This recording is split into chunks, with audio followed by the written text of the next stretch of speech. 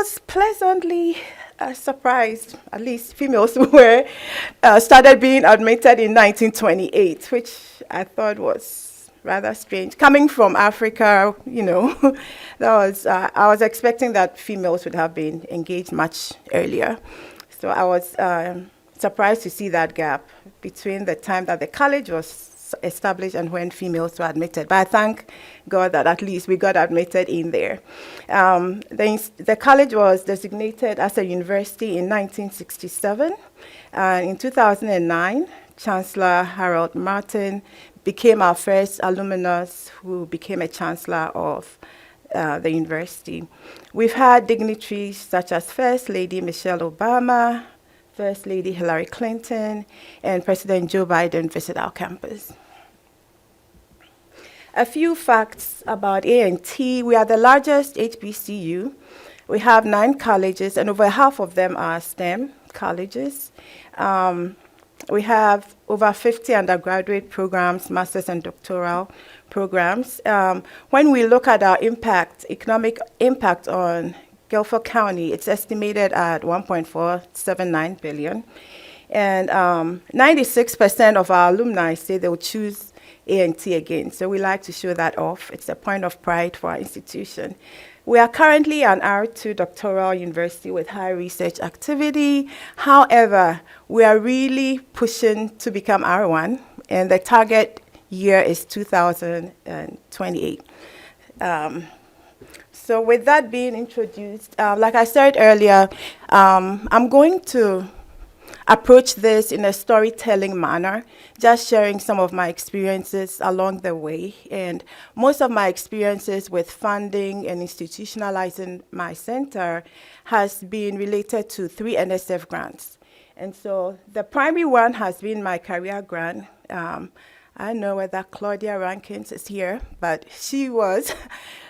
She helped me with setting this up in NSF, and I'm very grateful to God and grateful to her for all of the support that I received from her. It ends next year, so of course, this topic is very relevant to me. I have to figure out how to fund this research beyond 2024. But basically, it's to study professional identity development processes in undergraduate architecture, engineering, and construction women. It's over $500,000. I'm thankful to NSF for that. We've been able to do quite some work with that. The next grant is my RAPID grant, and I worked with Carlita on that. She's been very helpful, emails and all of that good stuff. But basically, I was looking at decision-making processes in STEM students during and after the COVID pandemic. It was about a 1.5-year grant. It ended 2021. It's about $200K, and I do still have findings that I need to publish. And so I'll tell you what I'm doing with that data now, although the grant has ended. And then my current grant is with Virginia Tech as the lead, and it ends in 2027, so I'm happy with that. At least I can have something going on whilst I'm waiting to get a bigger grant. It's about $200K, and it's on communities to prepare construction engineering students for the workplace. So these are the grants that I'm going to be touching on as I present. So I'll start with the proposal development phase and focus on institutionalization. And so for each slide, I will highlight my objective, the needs that I had related to that objective, the options that I considered, the strategy that I implemented, and what the outcome was. And so first, at the proposal development phase, I knew that if my career grant is funded, I will need to have a physical space for my emerging built environment women's center. And so I started talking with my department chair and other administrators. We explored different spaces, but didn't come up with any particular space to be assigned to this. I had to propose some returns to them, tell them if we have this in this department, we are going to get A, B, C, and D. We are going to have females, middle school girls, high school girls, undergraduate women being attracted to our program, and it's likely that we'll increase enrollment. And they actually accepted the case that I made because it aligned with the department, college, and institution's goals. And so I got a commitment letter, and I show you that letter. It's on the right side of the slide. But basically, item 4 on that letter just says that they will assign a space for me in Price Hall to house the center. And the tip with this is that you really have to begin the communications really early. If you wait till the proposal is due, it's likely that you may not be able to get a letter to include in your proposal. So I had to actually include this letter in my proposal and then submit it to NSF. The next thing that was critical for me was that I had to construct theories out of this research proposal. And so I had to look at research. I wanted to have research participants from 5 different institutions. So I had to find collaborators. If you are familiar with the career grant, you are not really allowed to have co-PIs. So I had to put them in as faculty recruiters. And basically, they helped me recruit from their institutions. So I have 4 of them shown on the right side of the slide. I had to communicate with known and unknown faculty members. There were some of them that I had met at meetings like this, so I reached out to those that I thought would have interest. One thing about me is that if I send you an email inviting you to any kind of collaborative venture, you do not reply in 48 hours, that's it. I just feel like you will not be communicating that much. So that was my first weed out strategy. And for a school like University of Texas, I did not know anyone from there, so I had to go to their website and kind of find out who I could work with. And so I did find some collaborators. And beyond this NSF grant, I have written other proposals with those collaborators. And so that's how this tied in. But basically, they gave me letters that I included in my proposal. Now, for funding, this is all still at the proposal development phase. So for funding, I knew that with the Emerging Built Environment Women's Center, I would need the participation, the funds of industry partners. And so what I did was connect or make a case to some of the agencies or the companies that had funded me in the past, because I had had previous funding, but just smaller dollar amounts. So I talked to them, and I was able to get 2 letters.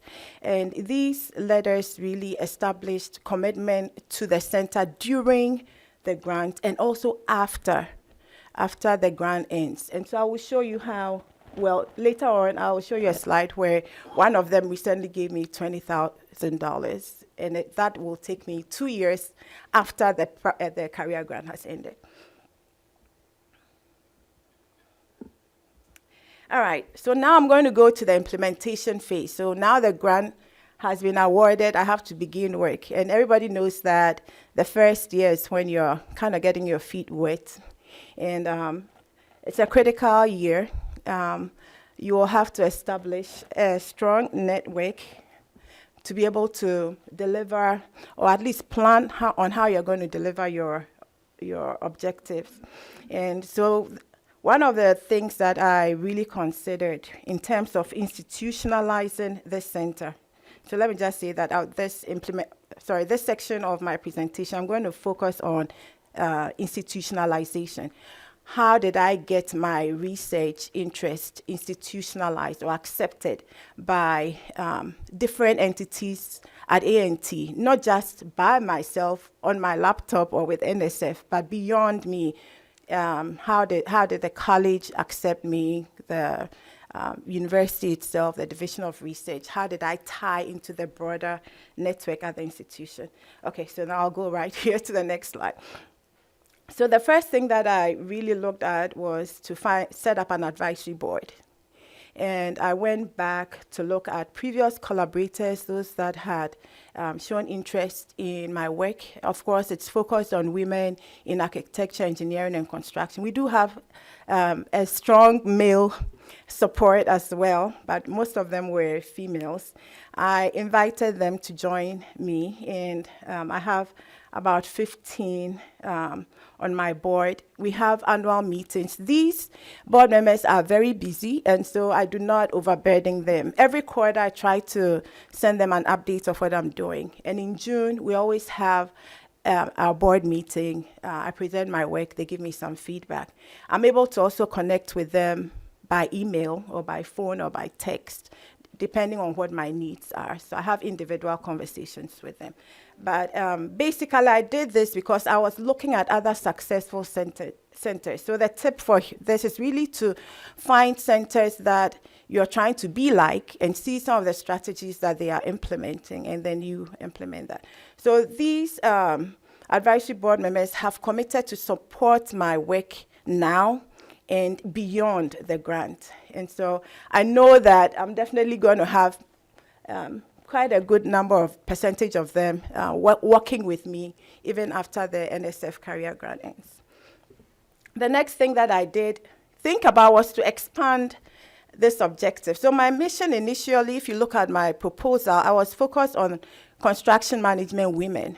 But with COVID, what happened was that I moved into the virtual environment. And my research, because it involved women from 5 institutions, I got to know them. So I started inviting them, join in our Zoom session. And so gradually I saw that, okay, there's a potential for me to extend beyond construction management women into architecture, engineering, and then even into other institutions. And so I started inviting them on board. And so now I'm in the process of seeing how far I can extend the center. Physically, it's still very limited to A&T campus, but virtually we can have some increased impact beyond the borders of our campus or the boundaries of our campus. So with that being in mind, I was like, okay, currently I'm the only person on the leadership team, so I need some more women on board to help me sustain this and to expand this mission. And so I invited 2 ladies to join me in that mission. We have a student representative, Sanaya, and then my chair, Alicia Ferguson. They decided to help me, so I have a stronger base on my campus. I'm currently looking for an industry rep, and that's why you see that 4th blue rectangle. Hopefully I can get somebody from industry to also be on my team. And as I go on and I navigate those spaces, I'll decide whether I need an additional person. But basically, I decided to expand the leadership team from just being me, myself, and I to a we kind of approach. And it's been working so far. All right. Another thing that I did was to actually get the space. So initially, I had spoken about the fact that we got a letter of commitment. So after the grant was funded, I really needed to get the actual space now. And so I show you a picture of what the Emerging Built Environment Women's Center looks like right now. We are still this space was assigned to me a little over a year ago. And so we are still in the mood of getting it to be what we want it to look like. Fortunately or unfortunately, the university is going to be renovating our building. And so I do not want to furnish this space too much because I don't know where we are going to be moving to while the renovation is going on.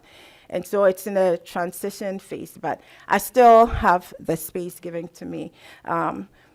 Just a tip for this, make sure that you hold on to your letter of commitment. And if you get into a situation where you're not getting doors easily open to you, you can always pull on that letter and show it back to them. But I did not have any issues getting a space anyway.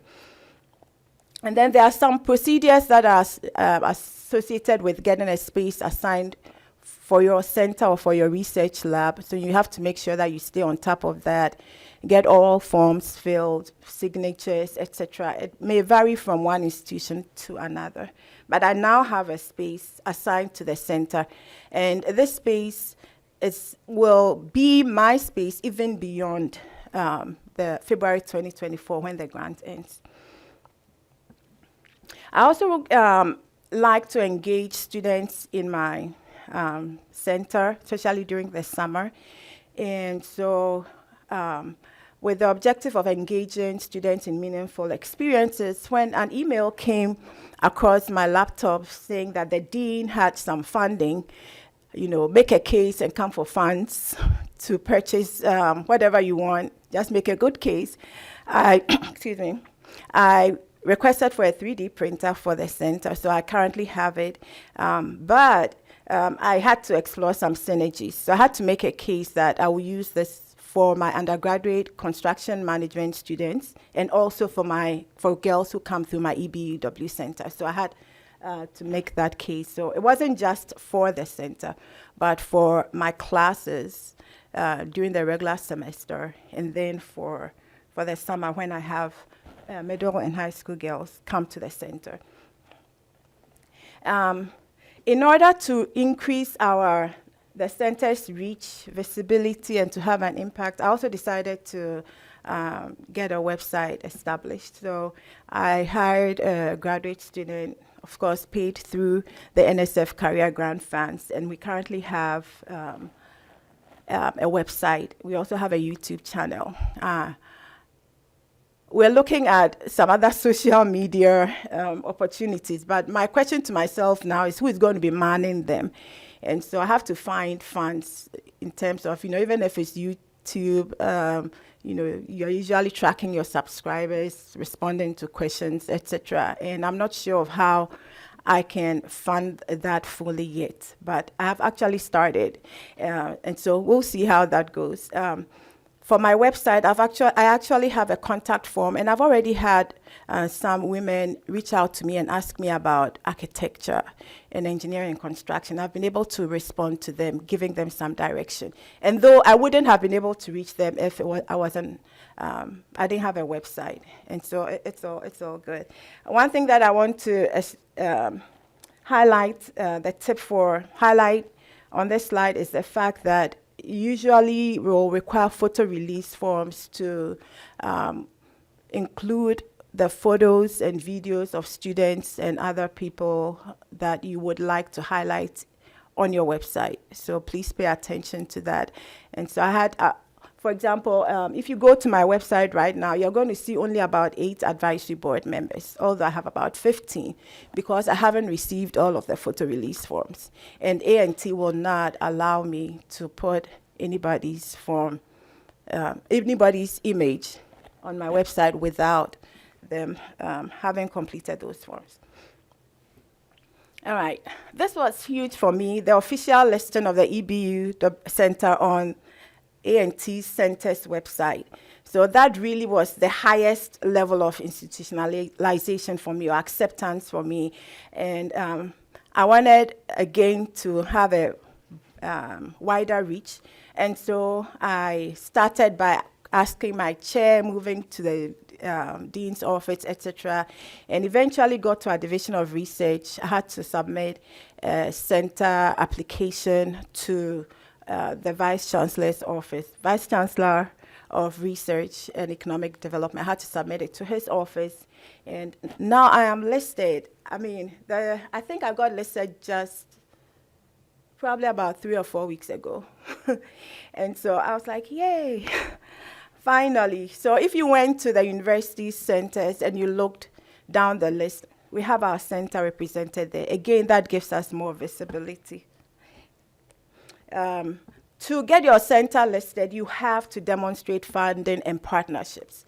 So if you're looking at, having your research enterprise institutionalized at the university level, please really consider having collaborators beyond your office, and also make sure that you're having funds. We can't do anything without funding. All right. And so I did mention that the rapid grant is ended, but I still have data to publish. And so unfunded efforts is part of sustaining my research enterprise.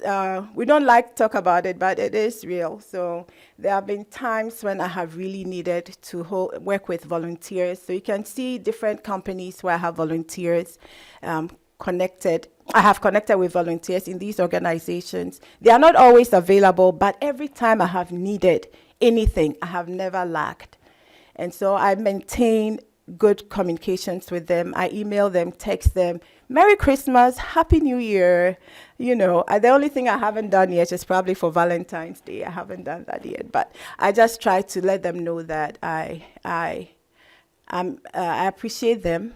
And I also sometimes do some favors for them. For example, for some of them, I have written letters of recommendation for them. And so it's not just a one-way relationship. They also benefit from us. And also for those that serve as mentors to our one-year program, I didn't really mention that into detail, but I have a one-year program for architecture, engineering, construction, undergraduate women. And during that one-year program, they are assigned to a mentor in industry. For those that for industry partners, volunteers who commit to this, I actually give them a certificate at the end of the program. And that helps them at their workplaces as well. And so what is the strategy? I work evenings and weekends. My husband, I tie him in there sometimes, edits this for me. Like this presentation, I just put it together and said, Victor, please, can you edit it? So he cleaned it up for me. So it looks much better, I hope. And for students, I've had students come up to me and say, do you have data that I can work on for a particular class, etc. And if they are willing, to do it for free, I will give them the data and work with them and then see how far that goes. So these are some ways that I have involved unfunded effort, and it's been good. I currently have some students that are presenting at the ERN conference, and they are from my rapid grant, so I did not really have travel funds for them.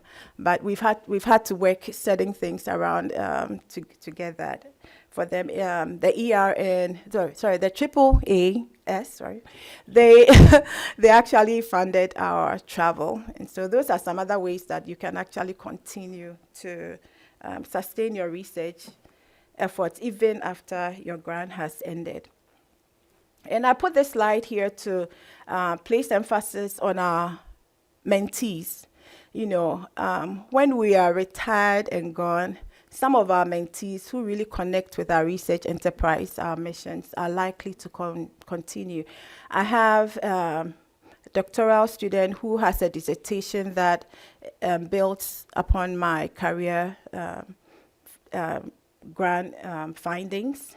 I have had about 2 faculty members from other institutions who have seen my work and reached out to me, and they want me to be on their grant, help support their grant proposals. And so for some, I have said no when I feel like there's really no strong connection, but I have 2 of them that I have said, okay, let's go with this. And so I'm helping them submit proposals, and I'm on there either as a consultant or as a co-PI. All right, for funding, it's really working hard to establish yourself as an expert and a successful one. So it's not just about intelligence, but it's about reporting, it's about collegiality. Some of my colleagues have said we don't want to apply for awards. I like to apply for awards. I feel like I've done the work. It's just an application to show the work and get some rewards. So I have received quite a number of awards. I have a U.S. patent on swine waste biochar for partial cement replacement. And so all of these help strengthen my portfolio. And so when I make a case to a funding agency, it's not just me saying that I've been able to establish a successful research enterprise, but I have other external means of substantiating that. And so when it comes to funding, our expertise does matter, and I know NSF has a section that looks at that. But anyway, the outcome, the strategies that I have used is work hard, disseminate your findings, report output and outcomes frequently, actively engage in professional organizations, maintain collegial relationships, mentor others, and pursue awards and recognitions. So these are some strategies that have worked for me. What have been some outcomes? I have pursued some solicitations and received funding.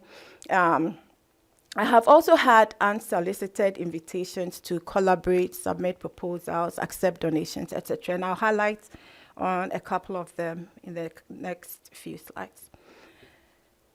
All right, for this funded project that I received from NSF, it was basically in response to a DCL solicitation. I actually built on some of the collaborations from my career grant. I did not invite every collaborator because I had learned who I could work well amongst the 4 collaborators that I had. And so that was one strategy. I also communicated frequently with the NSF program director, and then I submitted the proposal and received the NSF rapid grant. And this funding helped me sustain my entire research enterprise.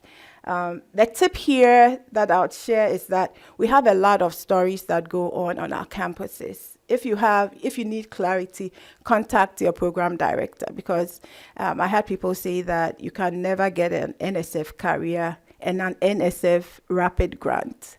And so I emailed Claudia Rankins, and she said, just submit your 2-page and let's see. I'll share it with my panel. And so we went through multiple processes, and eventually I got it. So it was for $200K. But please, if there are any stories on your campus that you're not clear with, just email or call the program directors to really understand what the facts are. And so really this funding was really with me submitting a proposal to the NSF. The next funding that I got with NSF was really based on my being visible. So I had a Virginia Tech PI reach out to me, and she was like, I've seen your stuff on the internet, and she had read some of my work. And so she asked that we write a proposal. And so we wrote that proposal, and we got funded. And this funding is a good one. It takes us all the way to 2027. And it's really related to the career grant. Whilst the career grant focuses on females, this grant also I will be working on professional identity development processes, but I'll have the opportunity to compare males and females. And so it's still within that research area, and it's going to focus on construction students. And so I saw some synergy with that, and that's why I accepted to work with her. There have been other PIs who have reached out to me, and I've not been able to work with them. How am I doing on time? Okay. All right. I also had another PI, another colleague on campus at A&T reach out to me and ask me to join them on a DOE grant. And so we got $750K for that. And that also is related to working with students. And basically what I'm saying is that if you are publishing your work, if you are presenting, it's very easy for for others who are working with similar research to connect with you, invite you to work on proposals, and if the grant gets funded, then you can actually sustain your research enterprise beyond the grant end date. There have been some other grants proposals that I have worked with and it didn't get funding, but at least we tried. Okay, and this particular grant from the National Housing Endowment, I really got an invitation to submit a proposal. Actually, it was a time when I had such a heavy workload, I was not going to write proposals. So I just got an email from True Homes. Based on our previous grant with them, they wanted us to come for more money. And I mean, who will not go for money that has been offered? So based on that, we decided to submit a proposal, and we did get some more funding for the next 3 years. With this particular fund, I just went to a Touch a Track community event with the National Association of Women in Construction. And at that event, Caroline Carpenter saw me and said, Andrea, do you want some money? I said, yeah, sure. And so we started talking. I put that together in a proposal, and then we got some funding. And this is directly for the center. So this really supports our research. And so I'll encourage everyone to participate in professional industry events whenever you can. For this next slide is SCS. I needed some funding for an event, and I directly contacted the CEO, and I said, I need this money, and he donated that. So that's also possible if you have direct connections with industry partners. They do not require proposal development. They just give me a check. And so that is still going to help me to fund my work. And some other forms of funding are, these smaller travel and conference awards. They may not be a lot, but they do help. So right now, like I said earlier, I have 3 students who are presented at the ERN conference, and they are fully funded, not through my grant. And so actually that grant has, 2 of the students are working on, are presenting on the RAPID project. And so that grant has ended. So without us applying for these travel awards, we wouldn't have been able to disseminate those findings and give the students the experience that they need.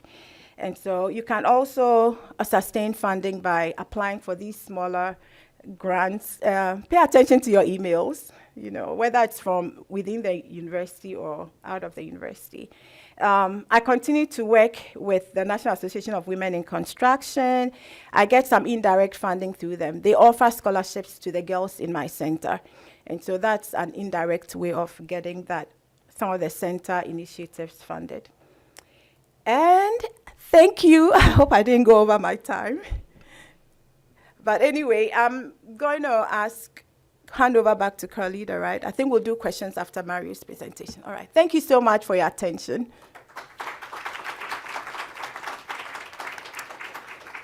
Thank you, Andrea. And Mario, feel free to start to make your way up. We are going to do question and answers after Mario's presentation. Andrea, those were some great tips to share. And I'm sure that Mario's journey will be comparable. Thank you, Mario. Thank you. Well, thank you, Carlita and Luis, for inviting me to present here. Thank you for the strong support for so many years. So my name is Mario Diaz. I'm a professor at the University of Texas, Rio Grande Valley. And I've been in the Valley for the last 27 years of my life, so it's quite a long time. And so some quick background about my institution. We have about 32, probably close to 33,000 students. 92% of our student body is Hispanic. And our university serves one of the poorest regions in the United States. That county is the 5th poorest county in the United States. Hidalgo and Cameron are also among the poorest. And I remember 20, 25 years ago, Texas State Controller made a hypothetical 51 State of the Union out of all the border counties with Mexico and Texas. And that would be the poorest state in the United States. We have the lowest income per capita. We have the less education, lower completion rate, higher drop from high school, you name it. So this is the nature of this region in Texas, bordering with Mexico, with about 4 million inhabitants. South Texas serves about 2 million people. And our center, the Center for Gravitational Wave Astronomy, was founded in 2003 by NASA. They have a program at that time was called the University Research Centers Program. Now I think it's called MIRO or MIRO. And we renewed NASA funding in 2009. As a CREST Center, we were funded in 2007 by the National Science Foundation. At the time, we had three areas, gravitational wave, data analysis, numerical relativity, and astrophysics. I'll very briefly explain what they are in the next couple of slides. And then we went through a second cycle, renewing our grant, from 2012 to actually 2020. I guess we stretched it all the way as much as we could. And what is interesting is when we submitted the proposal at the beginning of 2012, gravitational waves haven't been found yet. And we titled, almost bragging, our proposal, the CGWA in the era of multi-messenger astronomy. And there was a buzzword that was barely started to be used by people at that time. And we substituted numerical relativity for instrumentation. And that's one of the things that's also important, how you adjust your goals and the areas that you're working. So what was our niche? I was formed as a theoretical physicist in general relativity, and my specialty was highly mathematical. And when I was hired by what was then University of Texas at Brownsville, I had to come and develop a program out of nothing, and solving Einstein's equations wasn't the most compelling thing to enthuse people to come and do physics. But there was something very fascinating that was started in the United States at that time. It was the most ambitious project ever took by the National Science Foundation after Reagan times killed the superconductor supercollider. It was the Laser Interferometer Gravitational Wave Observatory. It was this project to detect gravitational waves, cosmological origin. And so we formed a LIGO scientific collaboration group in the late 90s. And my first grant was a faculty grant from, they were called Research Award for Faculty from NASA. And then we got $1 million from at that time it was Collaborative Integration of Research and Education, something. It was an NSF program, from last century. And last century started to be farther and farther away. And so LIGO construction was approved in 1992 by the United States Congress because the amount of funding required that type of approval. And you can see how young I was at the time, so it's been a long time. What is interesting is at that time, if you were, even as a physicist, even within the physics community, you were saying, well, we are doing gravitational waves. This was like saying we're counting how many angels fit in a pinhead. So nobody really had much belief in these things and that they were ever to be found. So we still established a vision and we developed consensus. This is a very important thing because in working at minority serving institutions, at least this one where, it went through a lot of changes over the years, support from the university administration is crucial. And I remember when I first came to the university, the American Physical Society had this program, Teacher-Scientist Alliance. And one of the things I learned in the workshop they organized is something called the change game. The change game is how you have a vision. And you go discussing and getting stakeholders to support your vision. And that's tough. But eventually it's crucial because without it, you cannot move ahead. So we were lucky. The president of the University of Texas at Brownsville, this is before we are UTRGV, Dr. Juliet Garcia supported us unconditionally. And I want to dedicate just a minute to recognize the work of this woman. She's the first Mexican-American to become president of a college in the United States. Last year, she received the Presidential Medal of Freedom. She was a fighter, a community fighter, not only for diversity, but above all, for equity and equality. And there's an article by Ken Malik in The Guardian last week that I recommend you read. It's about the fact that diversity itself is not enough. If we manage to change elite institutions and make it as diverse as society, it's still not fair. What we need to fight is for equality, and this is a very profound concept, and I recognize Dr. Garcia for that work. She was trying to transform a community. We also have a provost who, being a scientist, truly believe in science, Dr. Jose Martin. So they invested in developing a physics program and recruiting new and talented faculty.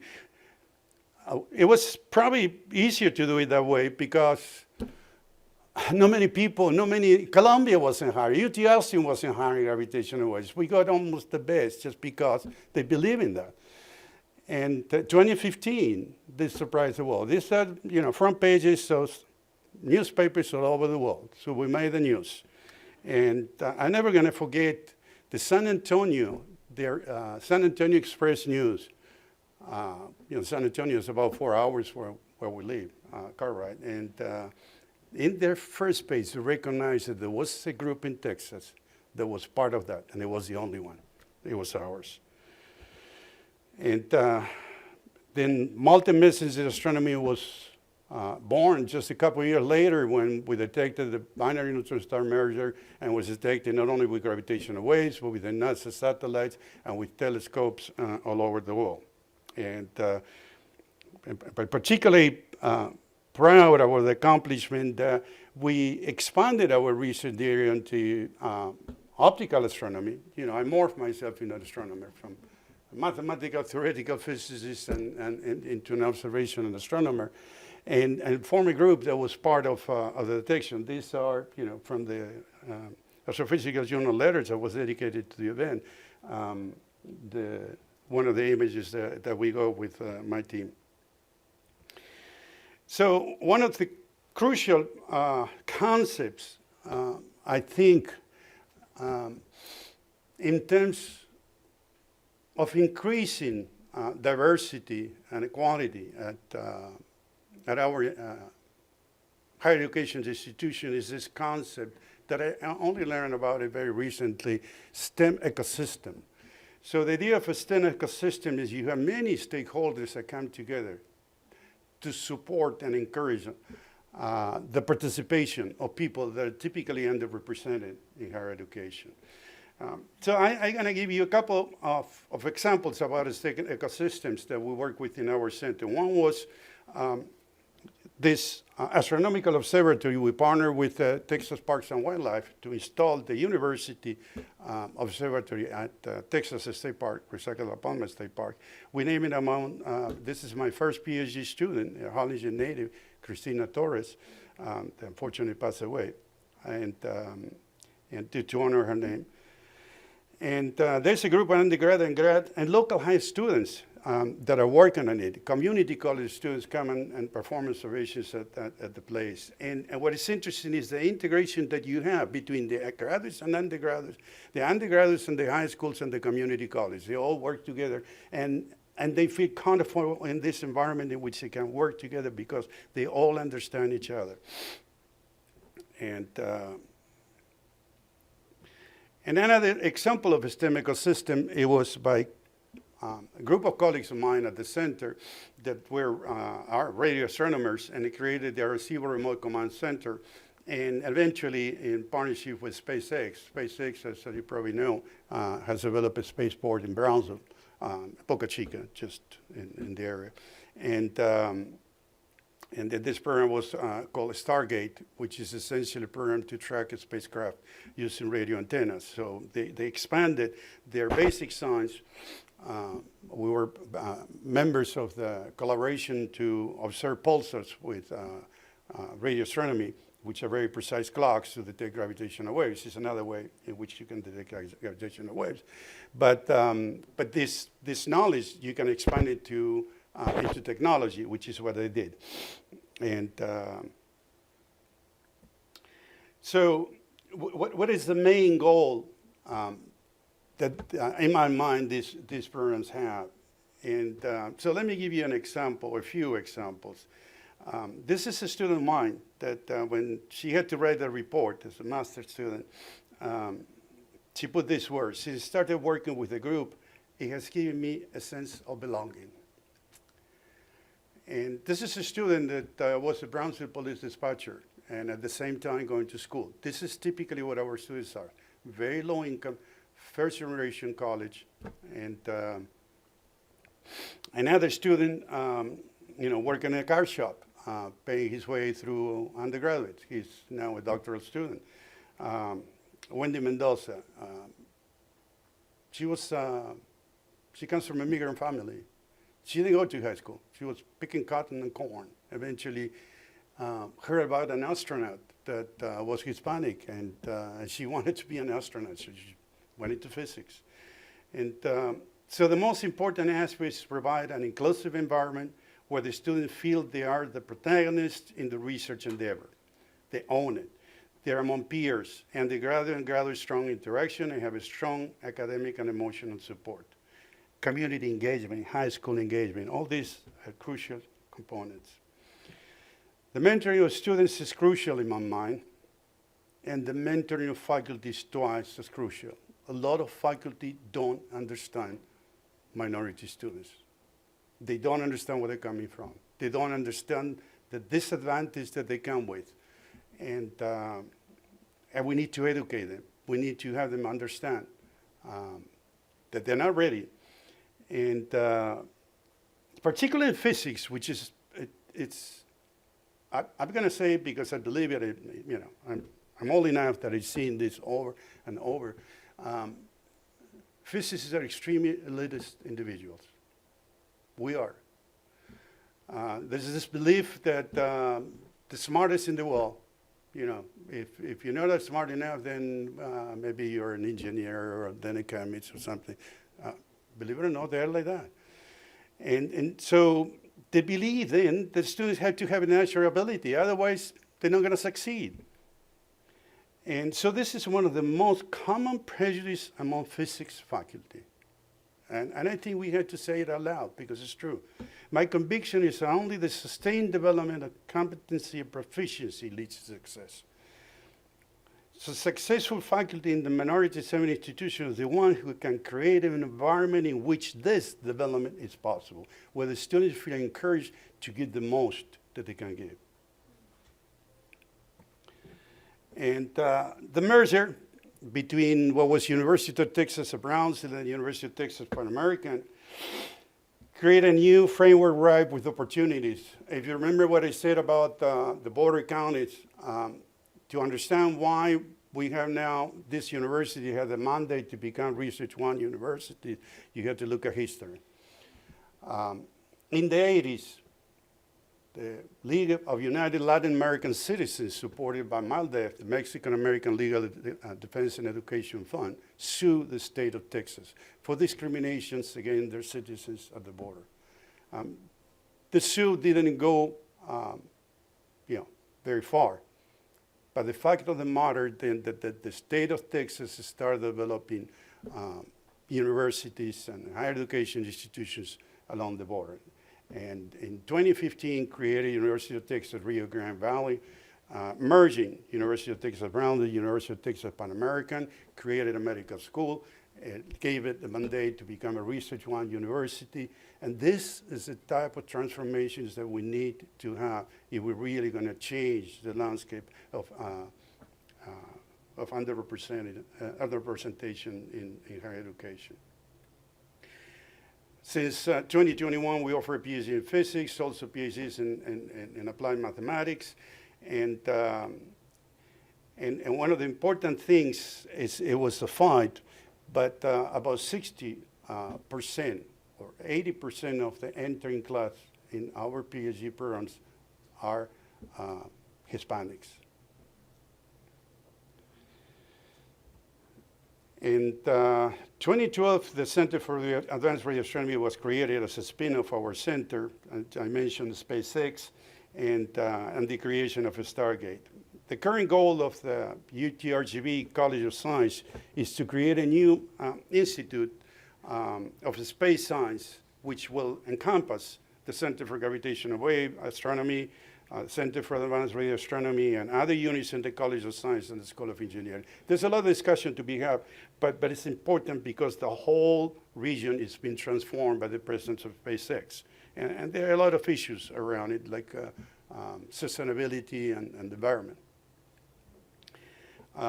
So all these partnerships brought new funding opportunities. So beyond the funding that we obtained from the CREST program, I put the names of the faculty who have participated in this. There are PIs of all the grants that are going to be mentioned. We have funding from NSF, from the regular physics program, gravitation program, from the astronomy program, research experience for undergraduates. We are in our RU site. From the partnerships in astronomy and astrophysics research and education program, so major research instrumentation programs from the windows of the University of Multimedia and Geoastronomy program, from the Department of Defense, this program from the HBCU Minority Astronomy Institutions, from the Sloan Foundation, we are part of Sloan Digital Sky Survey, from the state of Texas, Texas Higher Education Coordinating Board, from the Space Telescope Science Institute, NASA. So total between in the last 5 years is about slightly less than $8 million. So to finish my presentation, I want to share a few things that I learned. Partnerships are extremely important. They provide leverage. The democratization of knowledge should also be an important piece in your activity portfolio. Sharing your science with the community at large has a lasting impact. CREST or other minority serving institution programs are much more than a nice opportunity to get your research funded. They're probably one, if not the only, a few opportunities for many capable, underrepresented, and disadvantaged youth to pursue a scientific career. Thank you.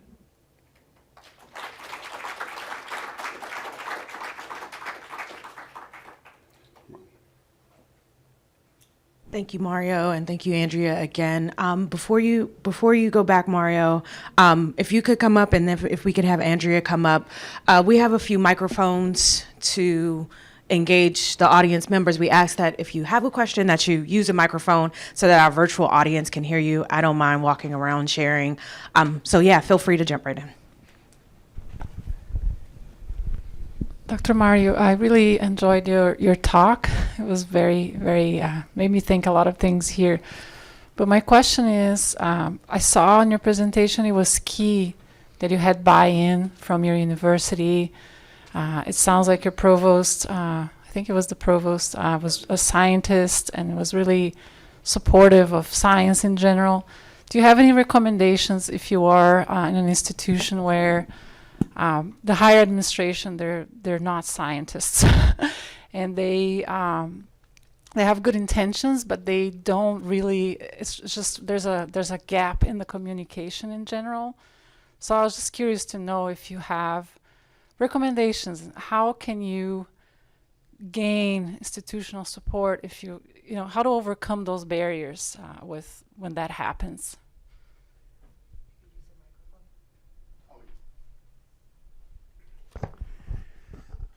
I mentioned that this is 26, 27 years ago when I came to the Rio Grande Valley. The American Physical Society recruited me to participate in a program that was called the Scientist Teacher Alliance. And the purpose of that program was to introduce reform, educational reform, at school district levels, essentially to work with middle schools, elementary schools, high schools, introducing hands-on inquiry-based science. That was the main goal. And believe it or not, I mean, it sounds, who's going to be against that? Well, but it takes a tremendous effort because there's logistics involved. You had to get these modular kits that you use to teach science. They had to be bought. They had to be stored. They had to be provided to the teacher. The teacher had to be trained. It's a major transformation, and actually it hasn't been implemented everywhere. I think it's even still a minority that uses practical method of teaching science. And but the one thing that they made us do, it was a training. It was a game. They have a game that like a board game. It was called the Change Game. It was like one of those board games that you throw dice and you look where you go, you make decisions, and it was developed by sociologists. So I would say that probably, the CREST HBCU program managers should go back to something like that. I learned a lot. because you're looking at a hypothetical situation. Who can be your partners? Who do you need to convince? Who's crucial to do this and do that? In other words, you need to develop a sociological strategy that is going to determine how you're going to change the environment and then get people to support you. So you need to educate administration. It's not an easy game. It requires a lot of effort, coordinated effort with your peers, with discussions. It takes a tremendous amount of effort and time.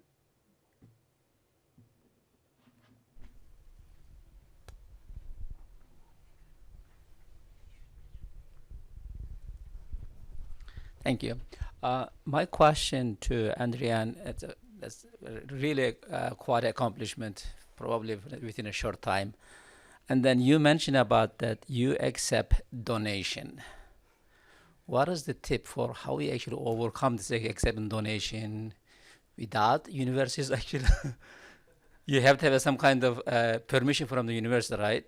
Or do you have your own foundation that support your center? Yeah. Get a permission from the university. Yeah. Thank And you. also another question, website. You mentioned about that you are developing your own center's website. How do you overcome the university actually barrier, which is actually really, really Stone Age? Okay, thank you. All right. Thank you for your kind words. So I do have a foundation account.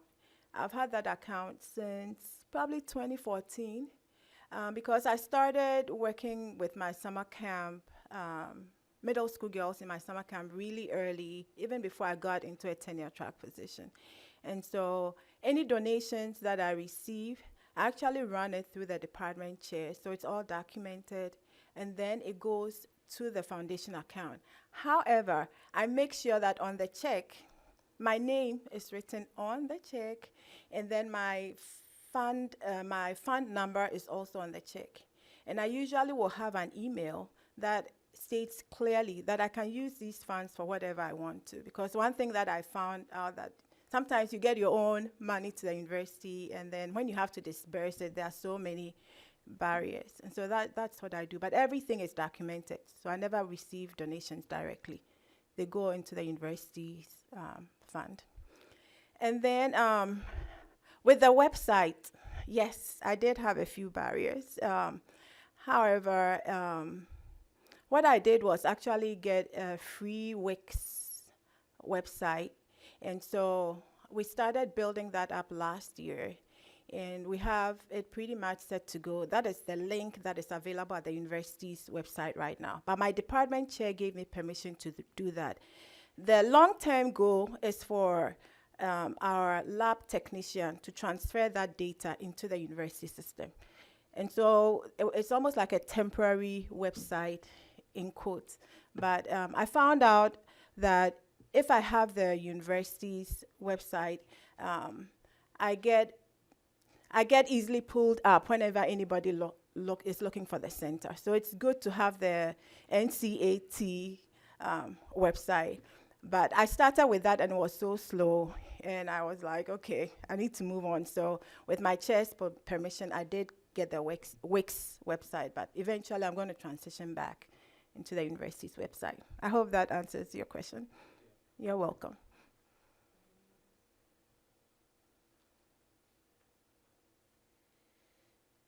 Well, I am appreciative of both of your conversations today because I think we have a very dynamic, while today both of your institutions are striving for that coveted R1 status, if you will, we do have an example in UT Brownsville of more of a teaching probably environment before this merger and how you first started, Mario, and being able to garner support. And so one of the themes that I hear from both of you is just this importance of establishing connections on campus to drive the institutional vision and mission, and you're being empowered to do just that. I have a question that's recognizing your success, and that is, one of the lived experiences that I've had and observed is once as a faculty member, you start to get going and you've had some success, someone asks you to serve in an administrative role or kind of just give you some other responsibilities that may have you start to prioritize different. In the interest of institutionalization and sustainability, what has been your experience and how might you support or give context and advice to someone who might be in that situation and they're looking to grow continually with their research endeavors, but they also may be growing in a way where their institutionalization efforts might be more strategic in an administrative role?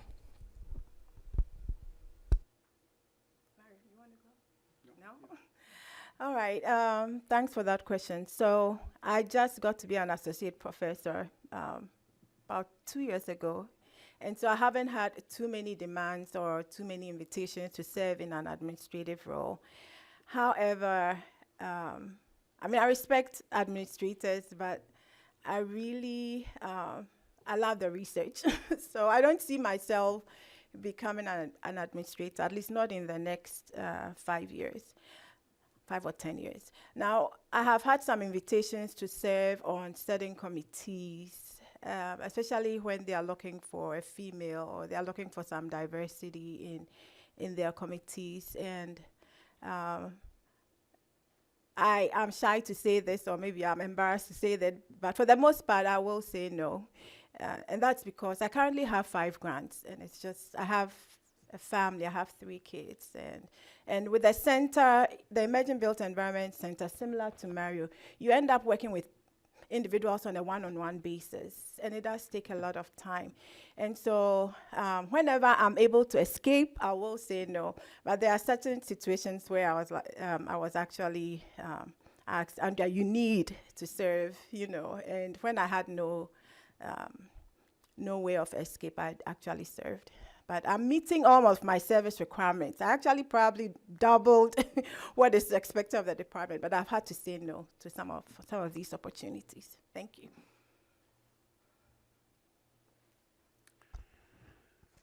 Well, I would say that it all depends of the request or the proposition from upper administration is. But I can give you a personal example. At some point, this is probably 1998, I was hired in 1996. We were a very, very small group of physics faculty, and the provost approached me to become the chair of the engineering department, as well as stay with the physicists. Because I have a background, I went to college late in life. I work in industry as a mechanic for a long time, so I know engineering, so you can be an engineer. And then he told me, and then you can get your engineering physics degree that you want to get, because it's true. I wanted to have a degree in a bachelor in physics, engineering physics, because you would recruit more students into your programs. And so I did. It was a true opportunity, but I had to, go through being the chair of the engineering program and physics at the same time. So I guess it all depends. I wouldn't become a dean or wouldn't become anything now. And when the center was founded, I didn't want to stay as chair of the department. I think too much power tends to corrupt people. I'm a strong believer in that, and I want to, follow with my deeds.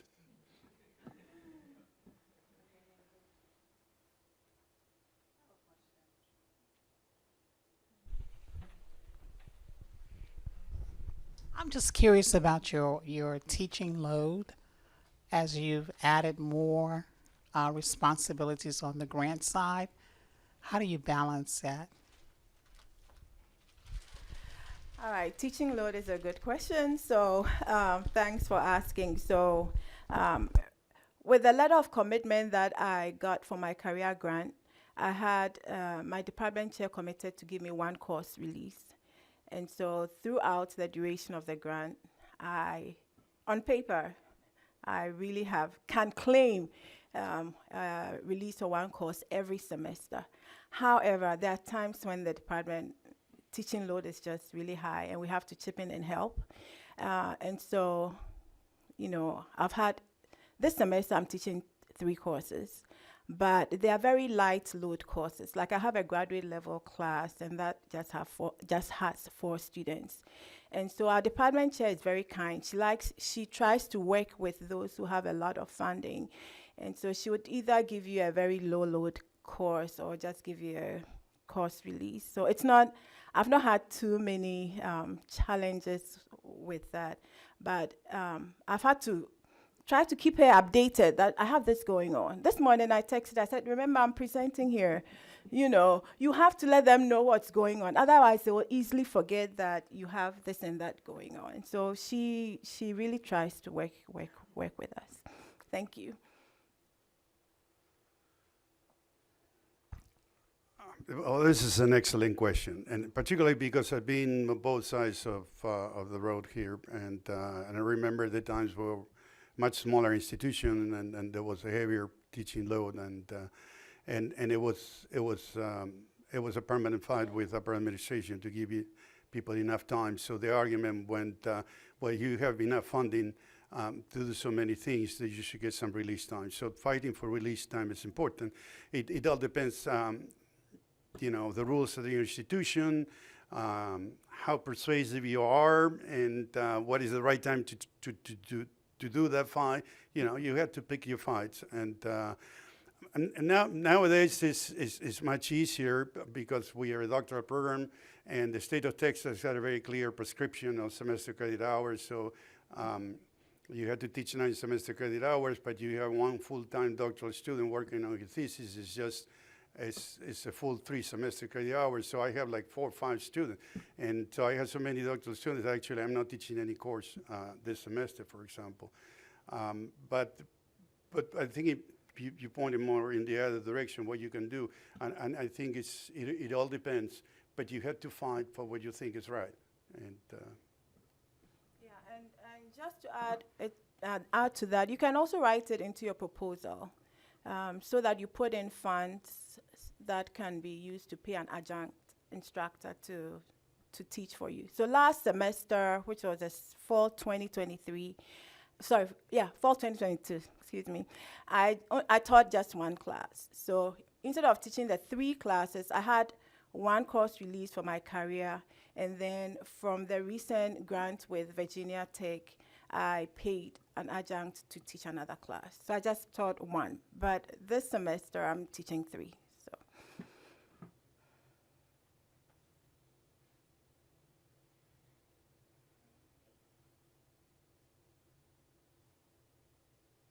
Well, we are about at time. As of now, there are no virtual questions. I did put a message for last call for virtual questions, so we'll see if anything comes in. But as we await, I just want to underscore our appreciation for you all being here. I feel like there was a series of tips and strategies that will be very beneficial to our HBCU-UP and CREST PI communities. And it is right at 10:15, and so we want everyone to have a break prior to the next session. So thank you, and if you could join me in again thanking both of our presenters today.